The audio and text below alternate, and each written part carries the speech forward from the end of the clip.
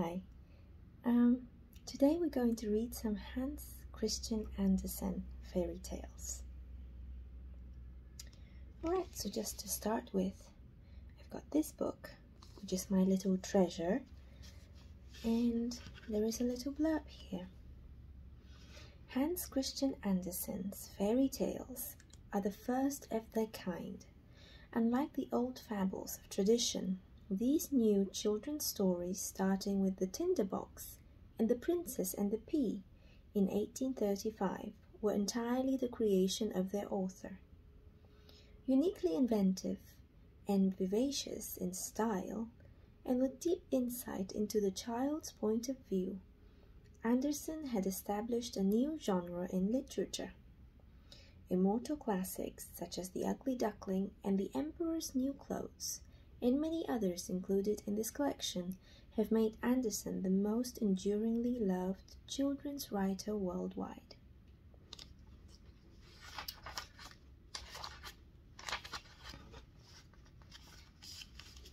Introduction.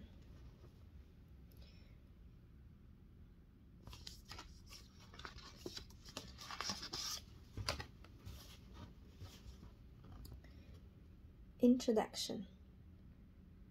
What is a fairy tale? Before Hans Christian Andersen, it was a kind of moral fable set in a parallel world, though not necessarily a world populated by fairies. It might or might not concern a fairy tale romance, and there was no guarantee of a happy outcome. The proverbial fairy tale ending. But what all fairy tales did have in common before Andersen was that they were from the oral tradition passed on from generation to generation from long, long ago, disseminated by wandering storytellers from region to region, culture to culture. Before Andersen, there were no authors of fairy tales. There were only collectors of fairy tales. The term fairy tale itself is quite recent, invented probably by a racy French writer called Mary Catherine d'Aulnoy, who published a volume of traditional folk tales in 1697 with the title Les Contes de Fées, Stories of the Fairies, among them a version of Cinderella. But these were distinctly adult stories of the kind declaimed in the fashionable salons of the day. They were not for children. By curious coincidence, in the same year, another French writer, Charles Perrault, a retired civil servant from the court of King Louis XIV, also produced a book of old fairy tales he had collected under a title that translates as Stories of the Past with Morals. These were intended for children, in particular his own children, and for their benefit he subtitled the book Tales of Mother Goose. Included were stories we know today as Little Red Riding Hood, Sleeping Beauty, and a version of Cinderella quite different from the one rendered by Madame d'Aulnoy. Perrault's was, in effect, the first collection of children's fairy tales and established this sort of story as a genre in literature. The next major collection was to appear a century later, when the German folklorist Jacob and Wilhelm Grimm added their fairy tales to the published canon between 1812 and 1815. At this time, Hans Christian Andersen was in his childhood. He was born on the 2nd of April 1805 in Odense, a rural town of Denmark's island of Funen, now the country's third city and named suitably enough after the mythic Norse god Odin. The Andersens were ordinary folk, his father struggling as a shoemaker, intelligent but unschooled and prone to depression, but always gratefully remembered by his son, who liked to recall that his father read to him from the Arabian Nights and encouraged his early interest in theatre. Andersen died in 1816, but by then might have had an inkling of his son's potential. Hans had a fine soprano voice, read voraciously, and was already attempting to write plays to enact on the toy stage he and his father had built together. Complete with cut-out paper characters or dolls, for which the lad took pleasure in sewing tiny costumes, a prediction that aroused unkind comment among his peers. He was a lonely boy, gangly and unprepossessing. His family, even among the poorest of Adens, were looked down on. His mother had had an illegitimate child before Hans, a daughter who turned to prostitution, and later attempted to blackmail her half-brother. It did not help that the boy's paternal grandfather was confined to an insane asylum, and that his aunt kept a brothel. For 5 hard years after his father's death, he seems to have experienced little other than poverty and alienation in what was then an out-of-the-way region of pre-industrial Denmark. He tried and failed, among other brief endeavours, to be apprenticed to a tailor, but did acquire the beginnings of an education, and through the harsh experiences of his young life, the genesis of many stories. Equally important, he discovered his own courage. He carefully saved up the small sums of money he earned from singing at private recitals and municipal events, and obtained a passport, then compulsory for interregional travel, for Copenhagen. In September of 1819, aged 14, he set out for the capital, resolved on making his name as a playwright, or at the very least an actor in metropolitan theatre. It might now all sound the stuff of fairy tales, but in Andersen's case, his childhood and this brave escape from it were an all too prosaic reality, including the unhappy ending to the 2-day journey by coach to the great city. He could not afford the whole fare. And had to walk the last 10 miles to Copenhagen's gate. He did find work on the stage more by way of persistence than talent, and largely thanks to his singing voice, and managed barely to subsist. In 1822, he came across the piece of luck that, in the proper storybook tradition, transforms so many great lives. In a dancing role in a production at Copenhagen's Royal Theatre, he caught the attention of a senior public servant and director of the theatre, Jonas Collin, who, fortuitously, was also a leading philanthropist and patron of the arts. Collin may have heard a rumour, never substantiated, that the decidedly odd-looking boy might have been distantly related to the royal family, but for whatever reason Collin saw something in Andersen and introduced him to the king, Frederick VI. The monarch was duly impressed, and Hans was dispatched on a full bursary to the country's foremost grammar school in Slagelse, 60 miles south of Copenhagen. So backward was the 17-year-old in the traditional curriculum that he was enrolled in a class of boys aged 11, which he found deeply humiliating. He remained at school, miserable and abused, according to his own account, for 5 more years before Collin considered him sufficiently versed, though he never learnt to spell well and might have been dyslexic, to take up the career in literature his patron believed him fitted for. The faith Collin, who was to remain a lifelong friend, had shown in his protégé, was gradually warranted. Back in Copenhagen in 1827, where he was put at the Collin family home, Andersen produced an extraordinary extended article with the title A Journey on Foot from Holman's Canal to the East Point of Amager, a whimsical autobiographical fantasy that included a graphic prediction of routine air travel.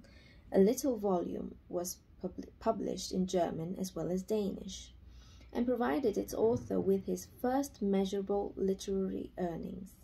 A book of poetry followed, and a comic play. Now, in his mid-20s, Andersen also embarked on the first of his several unhappy love affairs with the sister of one of his friends. It came to nothing, and he turned for sympathy to Louise Collin, daughter of his patron. She indulged him, but he mistook her kindness for something more, and thought himself in love with her too. She had other plans. It might have been no coincidence that her father at his time obtained for Andersen a modest royal grant to enable him to spend the next 2 years travelling in Europe. This was the turning point.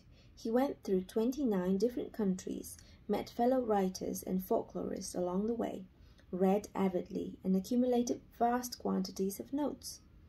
Returning to Copenhagen in 1835, he published a novel based in Italy, The Improvisator, which became an immediate success, and he produced too his debut booklet of Eventyr fortalt for Born, fairy tales told for children. He recorded a conversation about the stories in March 1835 with a scientist friend. Orsted says of them that if the Improvisator makes me famous, these tales will make me immortal, as they are the most perfect things I have ever written, even if I don't think so myself.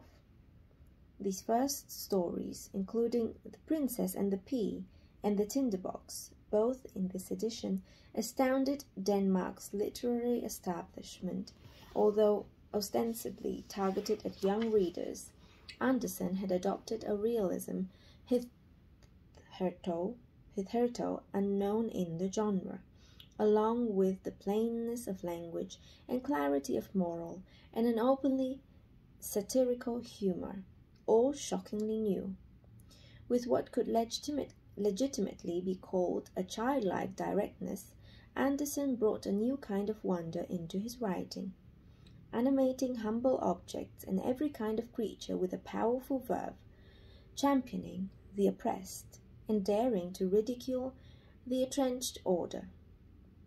He admitted he had taken adult readers into consideration. I take an idea for the grown-ups, then tell the story for the little ones, always remembering that father and mother are quite likely to be listening. They too must be given something for their minds. It took 2 more years for Andersen to complete the first volume of his fairy tales, including The Little Mermaid in 1836 and The Emperor's New Clothes in 1837. The second series, completed in the following year, included The Galoshes of Good Fortune, The Steadfast Tin Soldier, and The Wild Swans. There were many other works to follow, such as the novel Otti and a popular romance Only a Fiddler, a number of little-remembered plays, and the hugely successful miscellanies of The Picture Book Without Pictures and Poets' Bazaar of 1840 to 42. These adult works probably earned more for Andersen than his fairy tales in these early days, particularly in Denmark, where his radically new approach to children's writing caught on but slowly.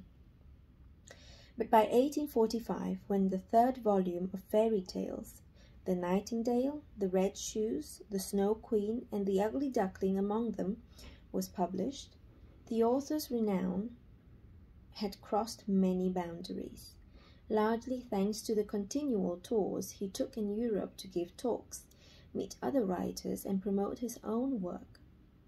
Everything he wrote was translated at once into German and a fast-growing number of other languages. He was taken up in English by translator and periodical publisher Mary Howitt, who worked from German translations. Danish speakers were few in England, but thus produced rather distant versions of the originals.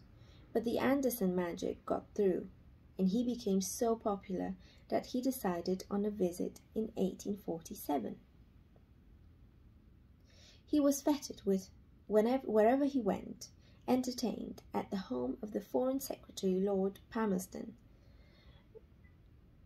where he reported that English ladies overwhelmed me with their praise for The Ugly Duckling, and he met the highest of the nobility, The newspapers, according to Andersen's own version, dubbed him one of the most remarkable and interesting men of this day.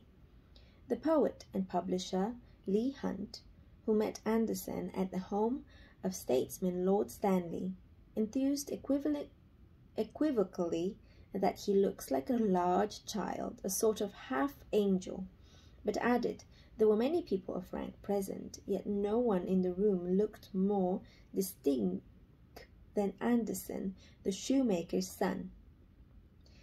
The zenith for Andersen came near the end of his visit at another grand reception.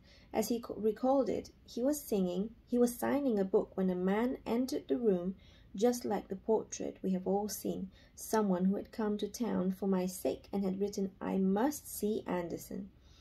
We seized both each other's hands, gazed into each other's eyes, and laughed with joy. We knew each other so well, though it was our first meeting. It was Charles Dickens. On his last day, departing from Ramsgate, Andersen was thrilled to find Dickens standing on the wharf. He had walked from Broadstairs to wish me goodbye, wearing a green Scots dress coat and colourful shirt, so very elegantly English. His was the last hand I shook in England. Andersen did return to Kent a decade later to visit Dickens and his family at their home, notoriously overstaying his welcome.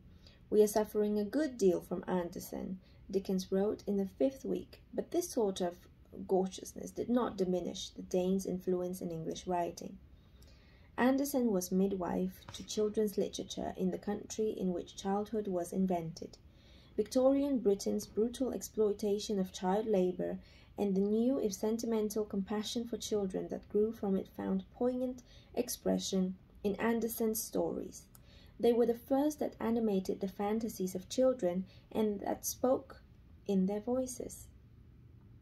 The fairy tales were to inspire Lewis Carroll and those many who followed. Looking back from the early 20th century, G.K. Chesterton shrewdly observed that when the English romantics wanted to find the folk-tale spirit still alive, they found a whole fairyland under one head and under one 19th century top hat. Those of the English who were then children owe to Hans Andersen more than to any of their own writers the essential educational emotion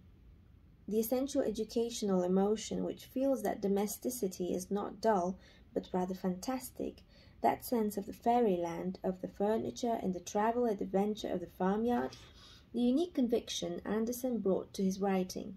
The Ugly Duckling is more piquantly personal than any reference Dickens made in his fiction to his own troubled childhood, is as significant as his inventiveness in keeping his stories so fresh and so in demand for so long. The tales have been translated into more than 100 languages and have been endlessly adapted for the theatre and cinema, ballet and opera. The biographical movie of 1952 starring American actor Danny Kaye extended Andersen's work to a huge worldwide audience, and Cale's renderings into unforgettable songs of The Ugly Duckling and The Emperor's New Clothes continue to resonate for post-war generations. Andersen wrote and travelled extensively all his life, including several distinguished travel books, further novels, plays and books of verse. His love affairs, which included privately expressed passions for a number of men as well as very public infatuations with the Swedish singer Jenny Lind, in whose honour he wrote The Nightingale, had no happy endings, and he never married. He continued to produce the fairy tales in installments until 1872. In the spring of that year, he injured himself in an accident falling out of bed and never fully recovered. He died aged 70 in 1875. Denmark's great storyteller is commemorated in a museum at Odense, which includes a restoration of the Andersen family's one-room home, and there is an impressive statue of him in front of the town hall in Copenhagen. A further tribute stands on the Langeleen Quay in the city's harbour. A fine bronze of The Little Mermaid, seated on a rock, unveiled in 1913. The figure is no larger than that of a child and is among the most visited and most vandalized monuments in the world.